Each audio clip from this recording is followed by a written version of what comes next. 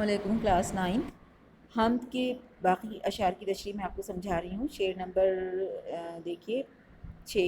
یہ لال و گوہر ہیں جو بکھرے پڑے، زمیں سے بھی ہیں ان میں اکثر بڑے۔ لال اور کہتے ہیں ایک قیمتی پتھر کو، ایک قسم کا پتھر ہوتا ہے جو بہت قیمتی ہوتا ہے، اور گوہر کہتے ہیں سچے موتی کو۔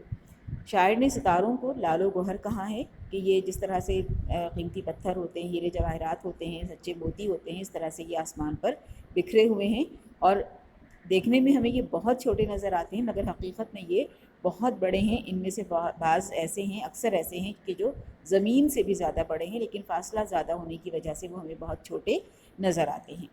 شعر نمبر 7 دیکھیے۔ یہ قائم ہے تیری ہی تقدیر سے، بندھے ہیں بہم سخت زنجیر سے۔ اب یہ ستاروں کا طلوع ہونا، جگمگانا اور اپنی جگہ پر قائم رہنا، یہ اللہ تعالیٰ کی قدرت کی وجہ سے ہے، اللہ تعالیٰ کے حکم کی بدولت ہے کہ یہ آسمان پہ ہمیں ٹکے ہوئے نظر آتے ہیں، گرتے نہیں ہیں۔ اور اس بات کو شاعر نے اس طرح سے کہا کہ بندھے ہیں بہم سخت زنجیر سے، کہ یہ جیسے آپس میں ایک دوسرے کے ساتھ بندھے ہوئے ہوں، ایک زنجیر سے ان کو باندھا گیا ہو۔ یہ زنجیر ظاہر ہے کہ کوئی سچ مچ کی زنجیر نہیں ہے، بلکہ یہ قدرت الہی ہے، اللہ کا حکم ہے جس نے ان کو تھام کے رکھا ہوا ہے، جس نے ان کو آپس میں ایک دوسرے کے ساتھ تعلق میں رکھا ہوا ہے کہ یہ ایک ہی وقت میں ایک ہی طریقے سے آسمان پہ چمکتے ہیں، ہمیں نظر آتے ہیں۔ اگلا شعر ہے۔ وہ زنجیر کیا ہے کشش باہمی، نہ اس میں خلل ہو نہ بیشی کمی۔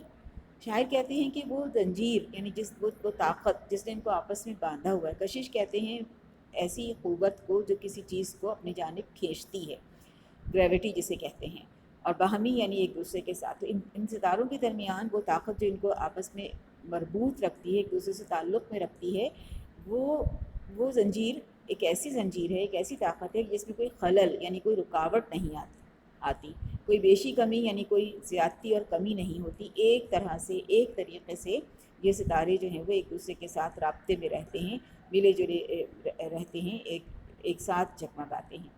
آخری شعر ہے اس نظم کا، ہے ان سب کا آئین ایجاد ایک، ہنر ایک ہے اور استاد ایک۔ یہاں پر شاعر یہ کہتے ہیں کہ آئین یعنی قانون ایجاد ہونے کا مطلب ہے کسی چیز کو وجود میں لانا، پیدا کرنا۔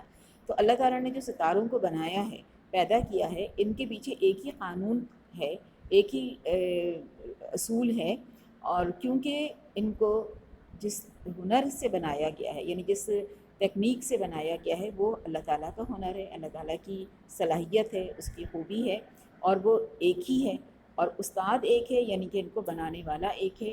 تو ظاہر ہے کہ پھر ان کے پیچھے جو اصول کار فرما ہے، جو طاقت کام کر رہی ہے، وہ ایک اللہ کی طاقت ہے، اور اسی لیے یہ ایک طرح سے ایک نظام کے تحت ہمیشہ آسمان پہ جگمگاتے ہوئے نظر آتے ہیں۔ یہ تشریح میں نے اشعار کی آپ کو سمجھا دی ہے، ان کا کام پھر آپ کو نیکسٹ ویڈیو میں مل جائے گا، وہ آپ اپنی جو ہے وہ کر لیجیے گا۔ اللہ حافظ۔